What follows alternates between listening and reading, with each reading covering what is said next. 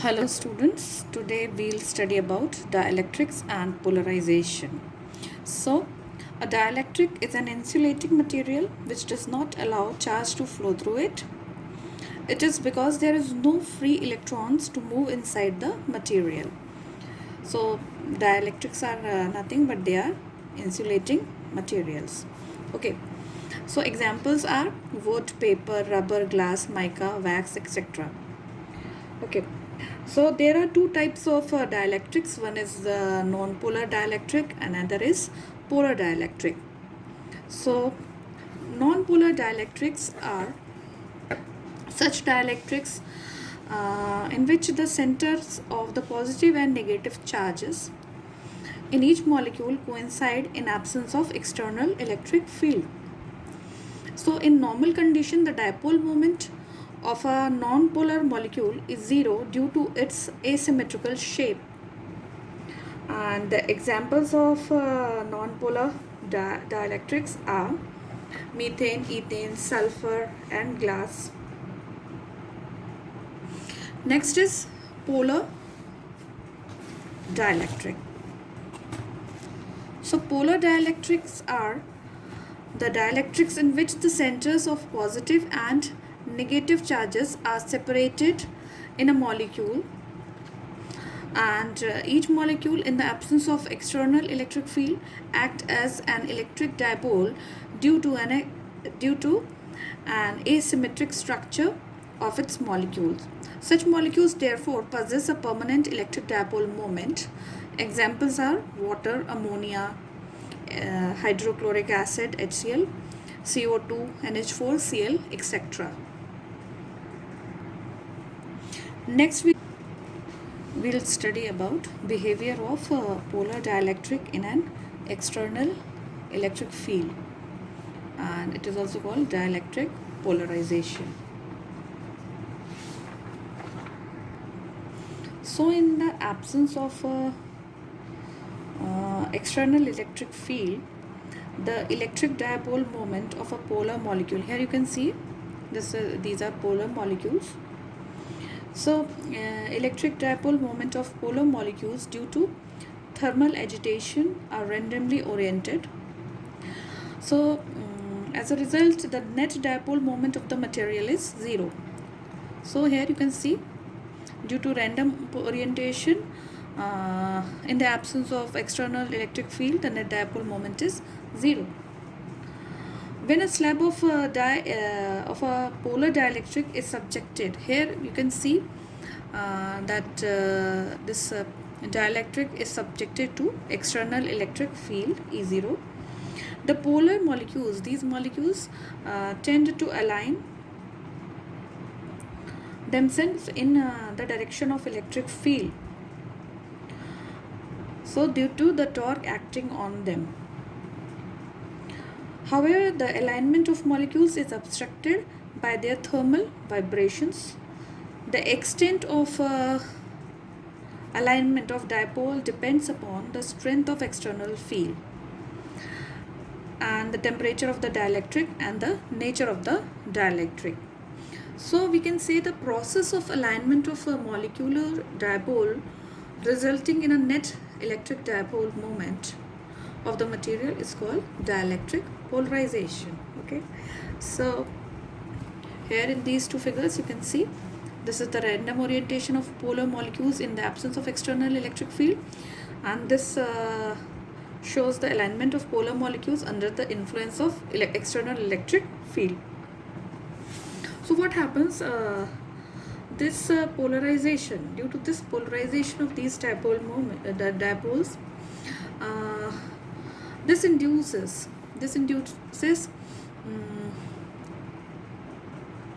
a negative charge on the left face. Here you can see in this figure there is a negative charge on the left face and equal positive charge on the right face of the dielectric slab. The alignment is, however, produces no net charge within the dielectric slab. Okay, so these induced charges produce an induced electric field EI within the dielectric that opposes the external electric field E0. This results in the weakening of electric field within the dielectric.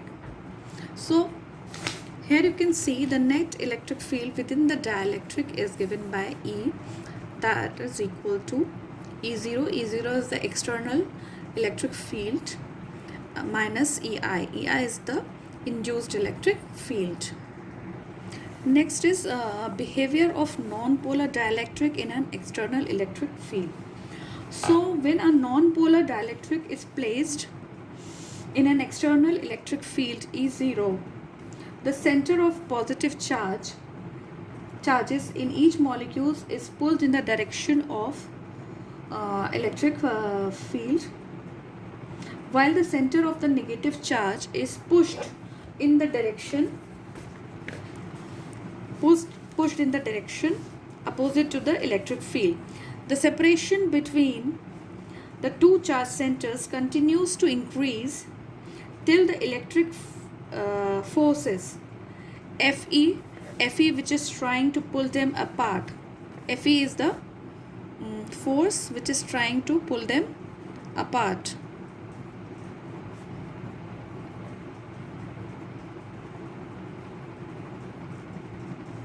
Is balanced by the Coulomb's force of attraction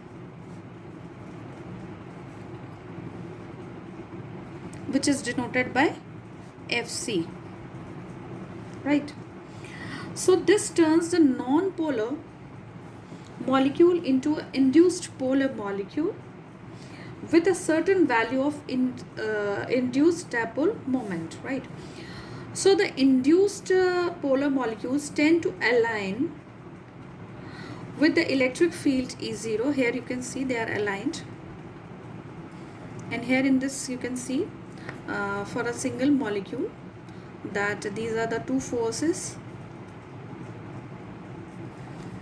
acting on the charges. Now the induced polar molecules tend to align with the electric field E0 and cause polarization of a dielectric. Okay, this results in an induced electric field EI. EI is the induced electric field within the dielectric. Okay, so this is alignment of induced dipoles, and this is an induced dipole. Okay, so this induced electric field EI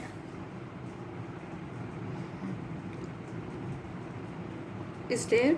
So the ultimate effect of weakening of electric field within the dielectric from E0 to EI. E0 is what? E0 is external electric field.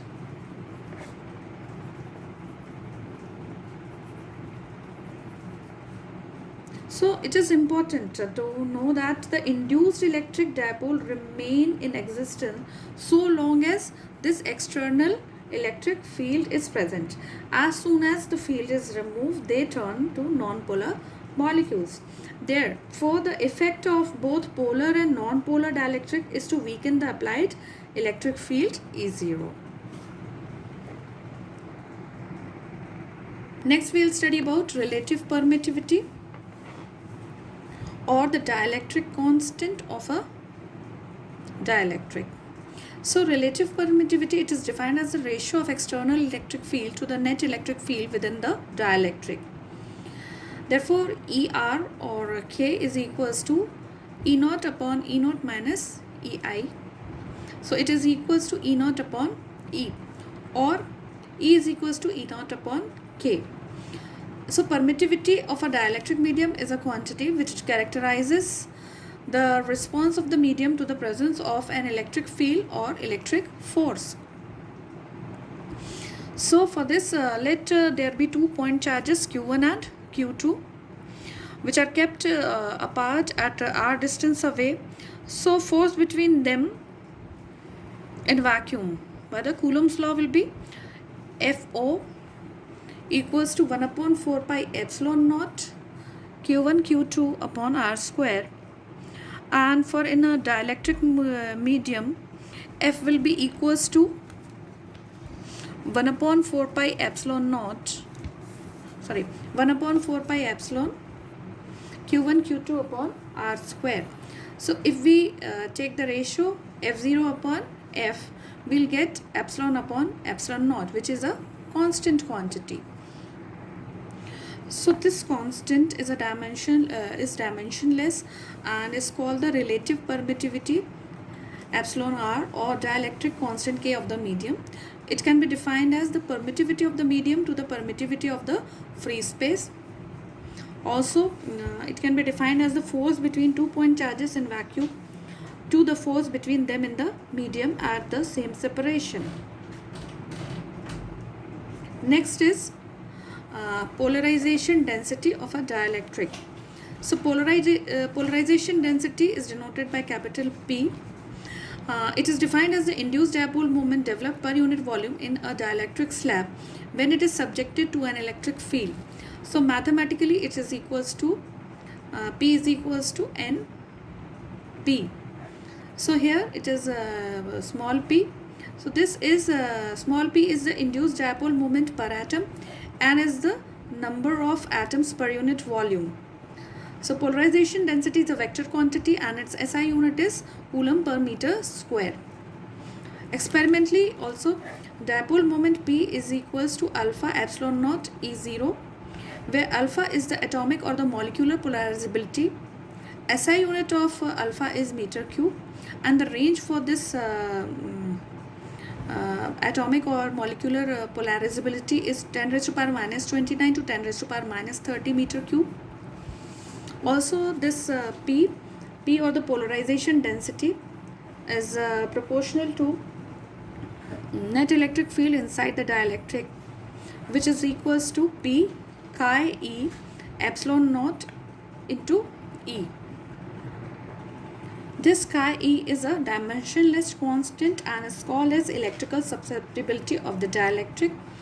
The value of electrical susceptibility of the dielectric for a vacuum is 0.